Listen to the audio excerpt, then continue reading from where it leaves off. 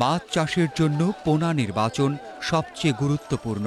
এক্ষেত্রে উন্নত মানের পিতৃ-মাতৃ মাছ থেকে আহরিত হয় রেণু এবং এই রেণু সঠিক পরিচর্যার মাধ্যমে পোনায় পরিণত হয়। রেণু বা পোনা উৎপাদনের জন্য ময়মনসিংহ, যশোর, কুমিল্লা, চিটাগাং, কক্সবাজার প্রভৃতি জেলায় মানসম্পন্ন হ্যাচারি রয়েছে। সারা বছরই এসব হ্যাচারিতে বিভিন্ন প্রজাতির মাছের পোনা উৎপাদন করা হয়। উৎপাদন প্রক্রিয়ায় রয়েছে কয়েকটি ধাপ। মাতৃ মাছের পেটে ডিম এলে ডিম সংগ্রহের প্রায় ১২ ঘণ্টা আগে ওই মাছের পিটুইটারি গ্ল্যান্ড থেকে তৈরি হরমোন মাছের পেটে পুশ করা হয়। স্বাভাবিক প্রক্রিয়ায় মাছের পেটে জমে থাকা ডিম পরস্পর গভীরভাবে জমাটবদ্ধ থাকলেও হরমোন প্রয়োগের ফলে ডিমগুলো পরস্পর বিচ্ছিন্ন হয়ে যায়। এরপর নির্ধারিত সময়ে মাতৃ মাছের পেট চেপে ধরে ডিম বের করতে হয়। একই সময় এই ডিমের মধ্যে পিতৃ মাছের স্পার্ম ফেলা হয়। এতে ডিম নিষিক্ত হয় এবং ইনকিউবেশন জারে কৃত্রিম পানি প্রবাহের সঙ্গে আলোড়িত হতে হতে ৮ থেকে ১০ ঘণ্টার মধ্যে রেণুতে পরিণত হয়। এই রেণুকে ট্যাঙ্ক বা নার্সিং পুকুরের হাঁপায় রেখে বড় করা হয়। তারপর মাছ ভেদে সাইজ ও বয়স অনুসারে সংখ্যা ও ওজনের এককে বিক্রি করা হয় মৎস্য চাষিদের কাছে। পোনা মাছ সিলভারের হাঁড়িতে বা প্লাস্টিকের ড্রামে পরিবহনের সময় হাত দিয়ে পানি সারাক্ষণ নেড়ে পানিতে অক্সিজেন সৃষ্টি করে দিতে হয়, নয়তো মাছ কয়েক মিনিটের মধ্যে মারা যায়।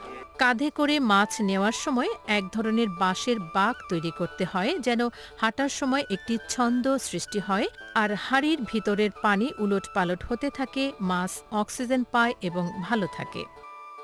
পোনা পরিবহন। সকালে বা বিকালে সূর্যের তাপ যখন কম থাকে তখন অ্যালুমিনিয়ামের পাত্রে পোনা পরিবহন করতে হবে।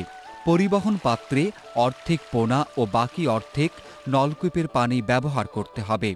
পরিবহন পাত্রের পানির সাথে একটি ওর স্যালাইনের ১/৪ মেশানো যেতে পারে।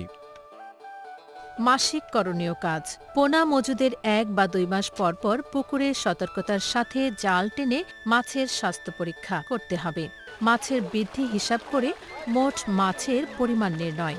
মাছের মোট ওজনের ভিত্তিতে দৈনিক খাবারের পরিমাণ নির্ধারণ। পুকুরে জাল টানা ও নমুনায়নের কাজ সকালে ঠান্ডার সময় করতে হবে। সতর্কতা। অপেক্ষাকৃত ভালো উৎপাদন পাওয়ার লক্ষ্যে বেশ কিছু বিষয়ের প্রতি সজাগ দৃষ্টি রাখতে হবে। সপ্তাহে অন্তত একবার হররা, যা দড়ির সাথে লোহা বা মাটির কাঠি কিংবা ইট বা লোহার ফিল্টার পাইপ বেঁধে টেনে তলার গ্যাস বের করতে হবে। নিয়মিত খাদ্য সরবরাহ করতে হবে। নরম সুতার জাল ব্যবহার করতে হবে। জাল টানার সময় আঁশ যেন উঠে না যায় সেদিক খেয়াল রাখতে হবে। পুকুরের পানি কমে গেলে পানি সরবরাহ করতে হবে। পানি বেশি সবুজ হলে সার প্রয়োগ বন্ধ রাখতে হবে।